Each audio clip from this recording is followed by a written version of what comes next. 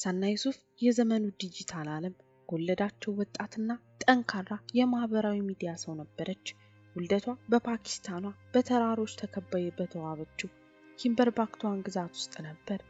ጁን 2 2008 ዓ.ም የተወለደችው ሰና ቤተሰቡን ለማስተዳደር ጠንካራ ሰራተኛ ሆኖ ከሚሰራው አባቷና ልጆቿን በማሳደግ የቤት እመቤቱና በምትኖረው እናቷ በጥንቃቄ ነበር ያደገችው።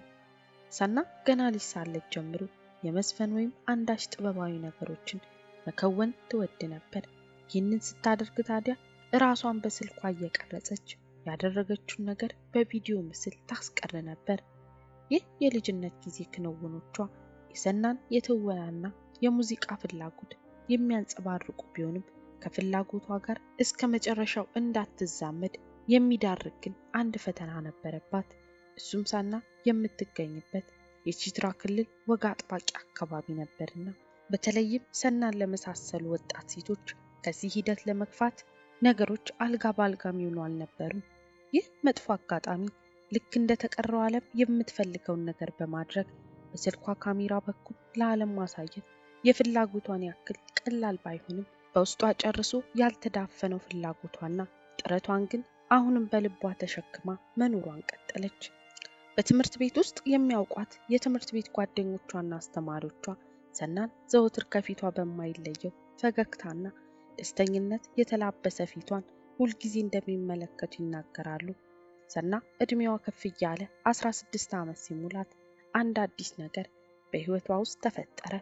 እሱም እጅግ ወግ አጥባቂ ከሚባለው የመኖሪያው አካባቢ በመልቀቅ በአንጻሩ ምቹ ወደሚባለው አካባቢ የመሄድ ዕድል ነበር። ሰና ከቤተሰቦቿ ጋር በመሆን የተሻለ ኑሮና የሥራ ዕድልን በመፈለግ የቺትራልን ክልል በመልቀቅ ወደ ኢስላማባድ አቀኑ። ሰና ወደ አዲሱ የመኖሪያ ቦታ ከቤተሰቦቿ ጋር በመሆን መጓዟን ተከትሎ ለተለያዩ ዓለም አቀፍ ቴክኖሎጂዎችና ዘመን አመጣሽ ክንውኖች ቅርብ መሆን ጀመረች። ሰና ቲክቶክ እና ኢንስታግራም ላይ የፍላጎቷን እየለቀቀች የማህበራዊ ሚዲያውን ዓለም በደንብ ተቀላቀለች። አጫጭር የዳንስ አስቂኝና አነቃቂ ቪዲዮዎችን እየለቀቀች ቆየች። ሰና በምትለቃቸው ስራዎቿ የምታሳየው የራስ መተማመን ለብዙዎች የፓኪስታን ወጣት ሴቶች አንዳች የልብ ሙቀቱ የሚያድል ነበር። የማህበራዊ ሚዲያ ተከታዮቿ ቁጥር በፍጥነት ማደግ ጀመረ። በወራት ውስጥ በመቶ ሺዎች የሚቆጠሩ ተከታዮቿን አፍርታ የማህበራዊ ሚዲያ ተወዳጅነቷ ቀጠለ። ይህ የማህበራዊ ሚዲያ ዓለም ከላይ ሲመለከቱት ታዋቂ በመሆንና በብዙዎች በመወደድ ውስጥ በሚገኝ የደስታ ዓለም ብቻ የተከበበ ቢመስልም የራሱ የሆነ አስቸጋሪ ፈተናን ይዞ መምጣቱ የሚቀር አይደለም። በሺዎች የሚቆጠሩ ላይክና ኮሜንቶች ውስጥ የተደበቁ እውነተኛ ስሜታቸውን መግለጽ የሚፈልጉ በርካቶች ነበሩ። ከነዚህ ሰዎች መካከል የ22 ዓመቱ ኡመር ሀያት አንዱ ነበር። ኡመር በጨርቃ ጨርቅ ምርቷ በምትታወቀው ከኪሳላባድ ከተማ የተገኘ ወጣት ሲሆን በዚህ በማህበራዊ ሚዲያ አማካኝነት ስራዎቿን የምትለቀውን ሰናን መመልከትና በተለየ መልኩ እሷን ማሰብ የጀመረ ነበር። እንደ ሰና ወጣትነትና የደስ ያለው ውበት በርካታ ወንዶች ሊያደንቋት የሚችሉ አይነት ሴት ብትሆንም የ22 ዓመቱ ኡመር አመጣጥ ግን ከሌሎች ወንዶች ለየት ያለ ነበር። ኡመር እሷን በቀጥታ የማግኘት ፍላጎት ነበረው። የተለያዩ መልእክቶችን በየጊዜው ያስቀምጥ ነበር። ሰና ግን መልእክቶችን አይቶ እንዳላየ ለመሆን ትጥራለች። ሰና ለጓደኞቿም እንደገለጸችው የዚህ ወጣት ሁኔታ ምቾት እንዳልሰጣትና ሁኔታውንና ባህሪውን እንደተረዳች ገልጻላቸው ነበር። ኡመር ሰናን በአካልም ጭምር ለማግኘት ፍላጎት ነበረው። ይህንን አጋጣሚ ለማግኘት ታዲያ ውትወታውን ቀጠለ። እሱ ግን በሰና ውስጥ ፍላጎት እንደሌለ እያወቀ ሙከራውን ማቆም አልፈለገም።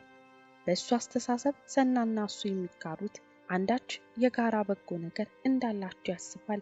ይህ ታዲያ በማህበራዊ ሚዲያ ብቻ ለሚያውቃት ሴት ይህን ያክል ርቀት ተጉዞ የጋራ ነገር መፈለጉ ጤናማ ጅማሮ አይመስልም ነበር። ሆኖም ግን ኡመር በሰና በተገፋ ቁጥር ለመቅረብ ይሞክራል። ከጊዜ ወደ ጊዜ ከፍቅሩና ከመውደዱ በላይ እልሁ እየከፋ ይመጣ ይመስላል። ሰና በአንድ ወቅት በማህበራዊ ሚዲያ ላይ የለቀቀችው ነገር ስለ ጉዳዩ በመጠኑ የሚገልጽ ነበር። የለቀቀችው ነገር ሰዎች ደግነት ማለት ለሁሉም ሰው እሺ ማለት ነው ብለው ያስባሉ። አንዳንድ ጊዜ ግን አይ ማለት ሰላምን ይገዛል የሚል ንግግር ለቃ ነበር።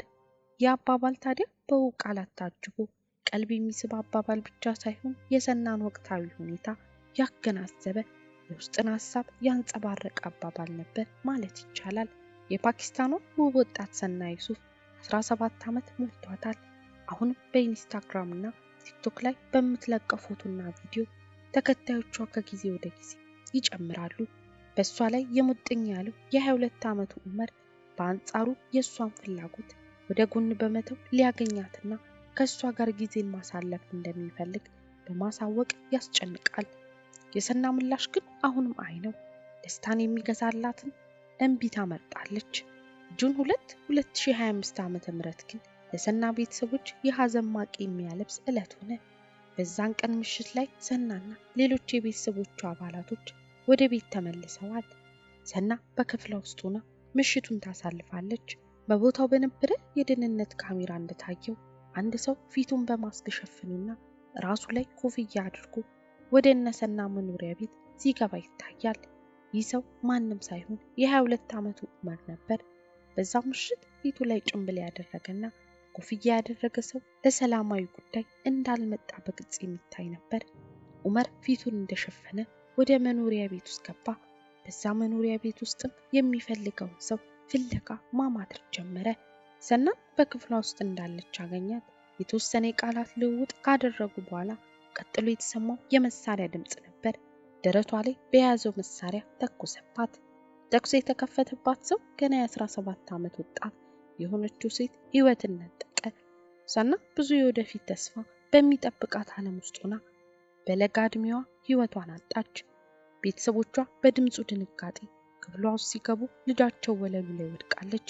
ዑመር ግን ከቦታው ጠፍቶ ነበር።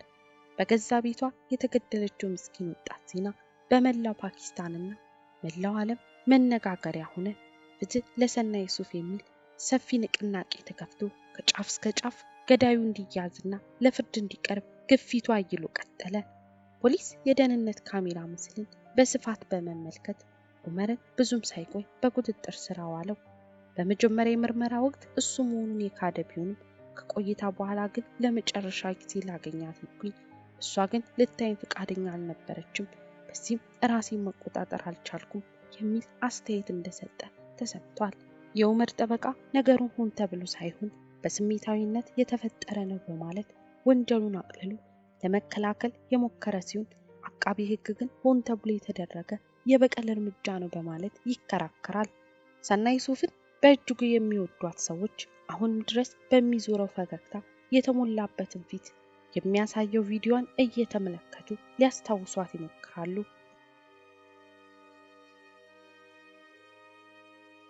ይህን ይመስል ነበር። እናንተስ በዚህ ታሪክ ላይ ምን ሐሳብ አላችሁ? ሐሳባችሁን ኮሜንት ላይ አሳውቁኝ። ለዚህ ቻናል አዲስ ሆናችሁ ሰብስክራይብ እያደረጋችሁ ተቀላቀሉ።